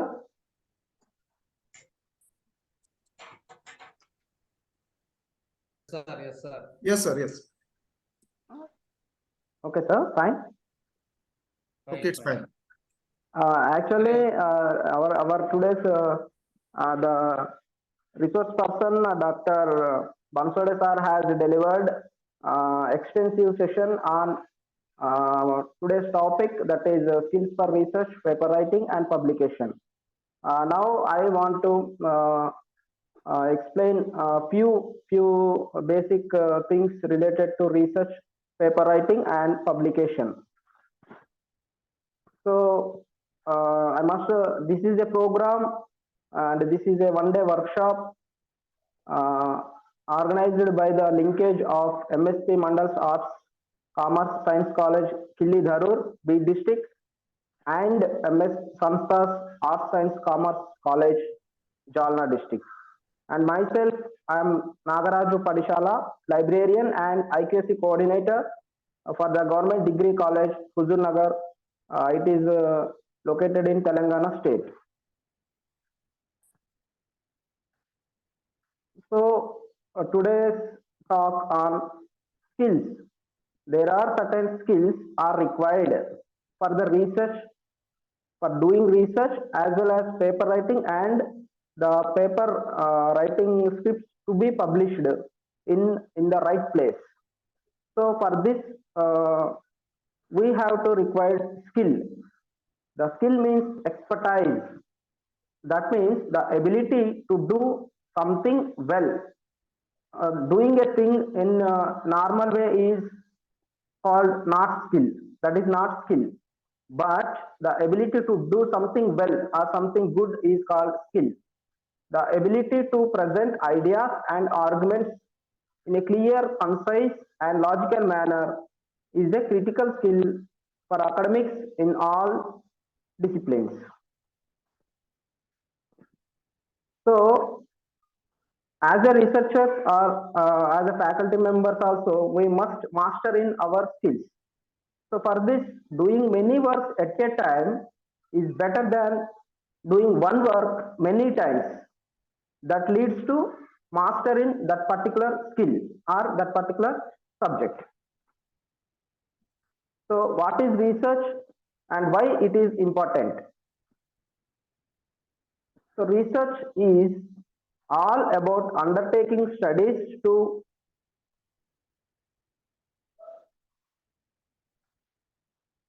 address problems which humanity faces. So we are facing a lot of problems around us, and to address these problems, to solve these problems, everybody has to, as a educationist, as a academicians, we have to conduct research to overcome those problems. So in education and research, communication is done through the publications in scholarly works. So the research is important to expand the knowledge, and the research gives latest information, and research builds credibility to the organization as well as the individuals. Research introduces new ideas to the world, and research helps in problem solving. So various problems we have and we must overcome by the doing research. And it also encourages curiosity among the researchers and among the human beings. So why publishing research articles is important for all of us? So ideally, it is to communicate and share the new discoveries in various subjects to improve the quality of life. And more often, the publishing research articles is important to be advanced in the field of your research area or any subject area, and to get the research funding or any grants. So ICSSR grants were allotted, and UGC also given grants to the research. So that the public, based on the publications, based on the quality of the publications, we will get research funding or grants. And to improve the scientific impact of institute, or it also helpful to the individuals, and it will give more recognition by the peers. So research paper writing, to write a research paper may feel intimidating at first. After all, researching and writing a long paper requires a lot of time and effort and the organization of the work. However, writing a research paper can also be a great opportunity to explore a topic that is particularly interesting to you or to us. So the research paper allows you to gain expertise on a topic of your interest or your choice, and the writing process helps you remember what you have learned earlier and understand it on a deeper level of your concerned subject or your interested area. No matter what field of study you are interested, you will most likely be asked to write a research paper during your entire academic career. You have to write any research papers during your academic courses. Conducting research is fundamentally solving a problem, but if you trace it back further, you have to learn how to identify the problem through the literature systematically, find the gap and design a study to solve that problem. It shows that you are a critical thinker and you are an innovative personality. This is a sort of a skill in any industry, particularly in a leadership position. So the various steps are involved in research paper writing. Choose a suitable topic for research. It should be a novel idea or it should be a burning topic, and it should be a good topic, or it should be to solve the various problems involved in the society. We have to choose that topic for our research. Plan and schedule time to research and writing. So it should be planned to do the research and paper writing also. A realistic and flexible timeline can also help to avoid stress and delay and scope of our research work. A clear timeline will produce a quality of research paper and a quality of research work. So conduct quality research. So for this, we have to find an issue that we can focus, and a variety of sources. We have to inquire a variety of resources which are available on World Wide Web or journals or research publications. We have to inquire and we have to clear research on our topic. So after all these, we have to draft a good writing and attractive presentation for the paper writing. And after completing and revise and edit the paper. So after all these, we have to publish in high impact journal. Will give the credibility, will give high impact to the organization and to the individuals. So these are the steps involved in research paper writing. So we must remember a good article is one that must be read and cited by the peers or cited by the various readers. So we have to answer these 4 questions as a academician or as a resource person, as a researcher. So what is the research? We have to clearly explain what is the research is in introduction part and what did you do. So for this, we have to understand various research methods. We have to clearly mention what type of research we want to do and what did you find. So we have to explain what did the results. So various results and various outcomes will find, and we have to mention those results, and we have to answer the research. So what does that mean? We have to explain in discussion part. So we have to answer these 4 questions to become as a good research worker or good academician. So these are the parts of manuscript. Sir also explained intensively for all these. So I will skip. And part of the manuscript is title, and this title should be catchy title and should be clear and should be crisp in a manner. So abstract. So abstract also it should be in a paragraph. It should be 200 to 300 words. It should be explained good and clear of the topic. So introduction, we have to mention introduction about the research topic. So various methods. What are the methods we have used for our research? We have to clearly mention in the methods. And after the research completion, we will get some results. Those results should be mentioned in the manuscript or article. We have to mention discussion part. And we have to mention acknowledgements. So whoever the help to for the work, we have to mention in the acknowledgements part. So we have to mention the references. Each reference must be described in detail at the end of the article. So we have to remember title, keywords, and abstracts are helpful for electronic searches. During electronic searches through the internet, so we have to clearly mention our title, our manuscript title, keywords, and abstracts should be clear for the searching purpose. So various skills. So I already mentioned skill. So various skills are required to do research and to writing and publications. So these are the skills required. So research skills. Under the research skills, information retrieval.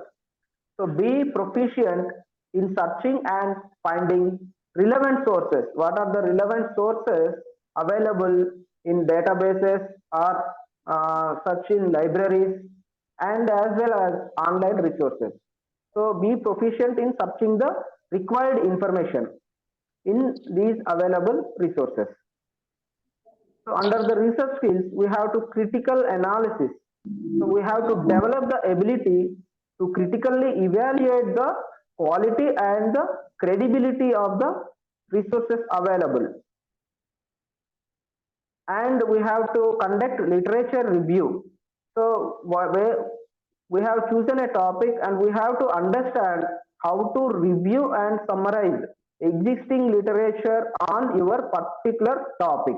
Whatever you want to do research in your topic, you have to clearly understand how to review existing literature. So some other writing skills are required for the research and publication and writing the article. Under the writing skills, we have to clarity and conciseness. So write clearly and concisely, and we must avoid jargon. Jargon means typical words. We must avoid jargon and unnecessary complexity in the article. Under the writing skills, we must understand the organization of the article. So we have to structure our paper logically with a clear introduction, literature review, and methodology. What are the methods applied for the research and results, discussion, and the conclusion. We have to clearly organize step by step of these points to become a good researcher or good writing paper. And we have to understand citation and referencing to know the citation style required by your target journal. Various journals are asking for separate referencing styles for their journals. So we have to understand what is the style of the journal. We have to understand how to present that reference style. We have to understand various reference styles required for that journal. So some other examples are APA style, MLA style, and Chicago styles are the available referencing styles. So we have to clearly proofread our articles, our research papers. So pay close attention to grammar part of the article, spellings, punctuations, and formatting of the research paper. So we must proofreading and clear attention on the reading works or journal works. So some other skills, research method skills are important as a researcher. So research design, we must understand and we must learn how to design experiments or studies effectively to conduct research. So some other ethical considerations are required. So understand research ethics. What are the research ethics are there? We must understand and we must consider. So if we take some science experiments, we have to obtain and we have to inform the consent. We have to take consent from the human subjects. Some other, if we not take permission from them, it will lead to some other law issues, criminal issues. So we have to take permission from the response. So we must understand ethical considerations and we must understand the data collection tools and how to analyze the data. Be skilled in data collection methods and statistical analysis relevant to your field or your area of subject. So these are the data collection tools are included. So those are interviews and observations and case studies and surveys and questionnaire, etc. So these are the some different methodologies can be used for data collection and data analysis. So these are the data presentation skills. So we must understand and we must aware of graphs and figures while writing the paper. So we have to create effective graphs, not general graphs. We have to create effective graphs and figures to present data visually. And we have to create some tables. We have to design tables that are easy to understand the audience and complement the text. Whatever the text to be addressed, that must be applied, that must be added in tables in a simple and easy to understand to the readers. And we must understand the collaborationship. So co-authorship. If working with co-authors, we have to maintain effective communication and division of responsibilities in the co-authorship. If we take peer review, be open to constructive criticism and feedback from peers and mentors. We must take feedback from the peers and mentors. So some other interpersonal skills to be required as a, so they are persistence. Rejection is common in academic publishing. Many times we submit papers to the journals and they rejected. So this is generally happened, but be persistent and learn from feedback. So whatever they mentioned in that journal, so whatever the missing subjects, missing components, we must understand, we must reconstruct them, we must avoid them and resubmit to the other journals if necessary. So we must be persistent. And we have to build networking after conferences. So attend conferences and workshops to connect with researchers in your related field and seek mentorship from experienced researchers and keep up to date with the latest trends and developments in your particular research area. This will help you, highly help you in your academic development. Patience. As a researcher, you must have patience. The publication process can be time consuming and it takes a lot of time So we have to maintain patience and perseverance. These are the interpersonal skills should be required for the researchers. And some other technical skills we must understand. Those are copyright, understand the implications of open access publishing and copyright agreements with the various publishers. And we must understand patents. While not traditional scholarly publications, patents are important in fields like science and technology. They protect, the patents are protect the intellectual property of inventions and include detailed descriptions of inventions. We have to understand the concept of plagiarism. Check plagiarism with appropriate software only.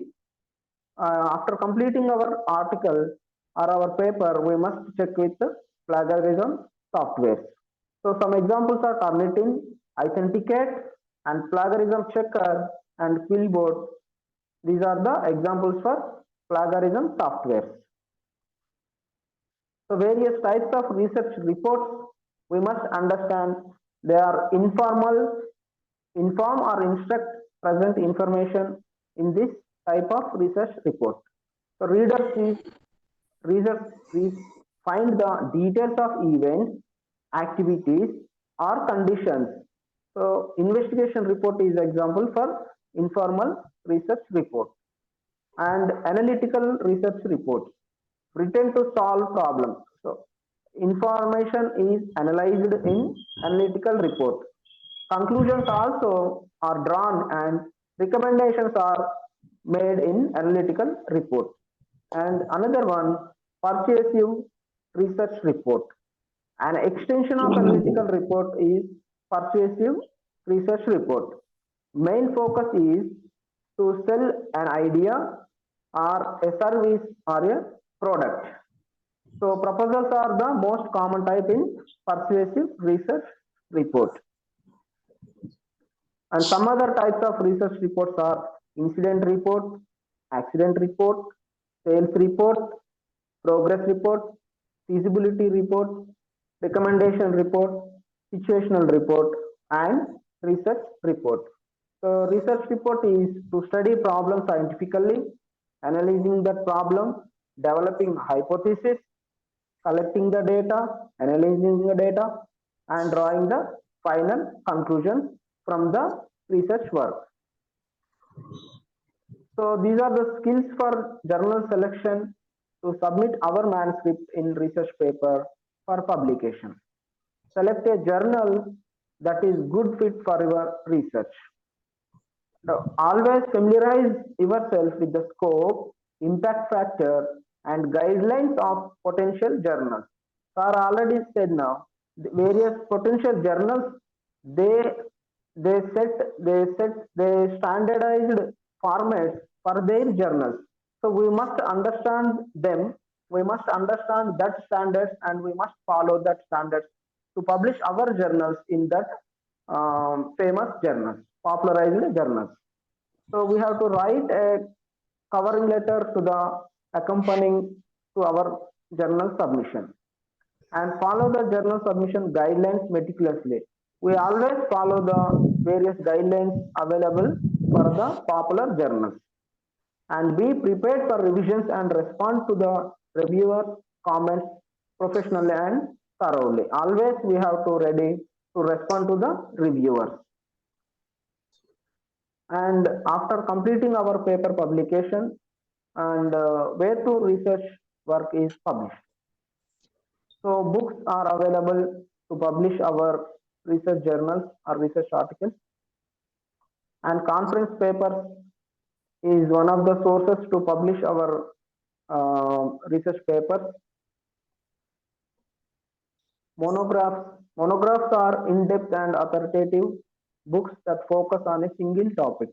They are often written by leading scholars in the field and are used for reference and in-depth study.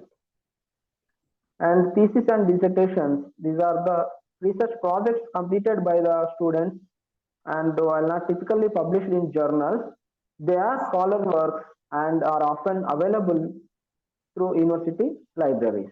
So these are the places to be published our research works. So I conclude with this small session. Scholarly publications are a critical part of the academic and research process as they allow for the dissemination of new knowledge, the exchange of ideas, and the verification of research findings by a broader scientific and academic community. So we always, as a academician or as a research scholar, we must seek guidance from our mentors, colleagues, and information resources specific to our field, and continually refine our skills will increase the chances of our successful publication in various popular journals. So remember that writing and publishing research paper is a skill that improves with practice only.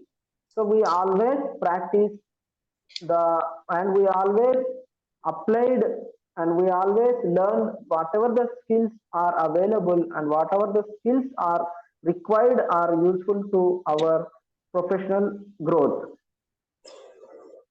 Thank you, sir. Thank you so much for this opportunity given to me. Thank you very much.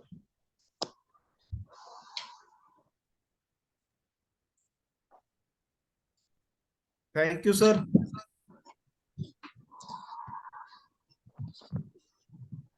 Thank you, sir. Thank you, Father, sir. Thank you. Any questions from the audience?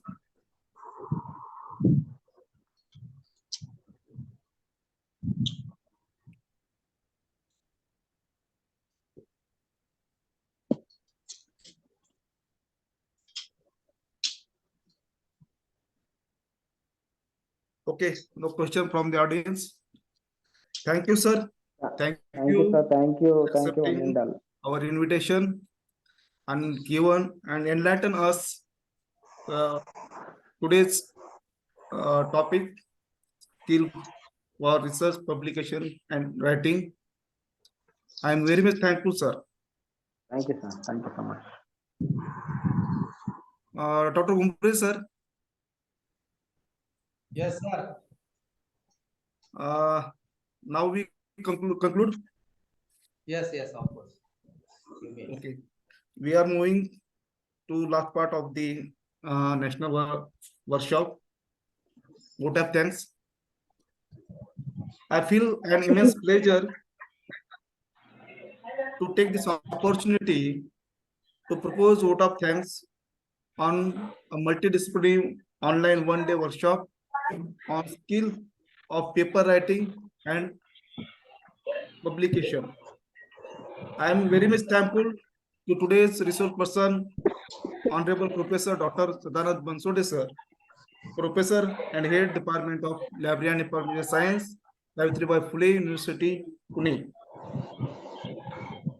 for accepting our invitation as a resource person of this event. He spare his valuable time from his busy schedule and enlighten us.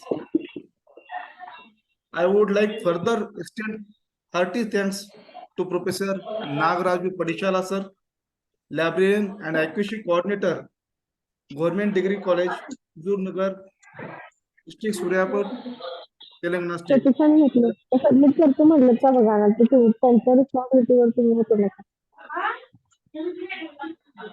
काय सांगा Sir, kindly. बघतो का आज Sir has येणार delivered आहेत ना extremely informative session. मला नाही माहिती मी तुमचं पण नाही सबमिट केलं आय डोंट नो फोटो काढून द्या मला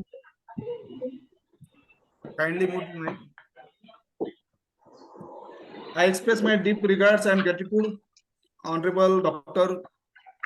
our beloved Principal Gopal Kakade, sir, and Honorable Principal Dr. Shahaji Gaikwad, sir, who encouraged us and providing an opportunity to organize such event. I am heartily thankful to Dr. Shivshankar Gumbre, sir, who gives always cooperative and inspiration to conduct such kind of event. My deep sense of appreciation to all of the participants for their huge response with great enthusiasm and make it grand success of this event. Lastly, but not the least, I am very much thankful to Dr. Ananta Gade sir and Kumbare sir to give us technical support and broadcasting this national workshop. I also thankful to those who have supported directly and indirectly for the grand success of this event. Once again, I thank you all for being with us. Thank you.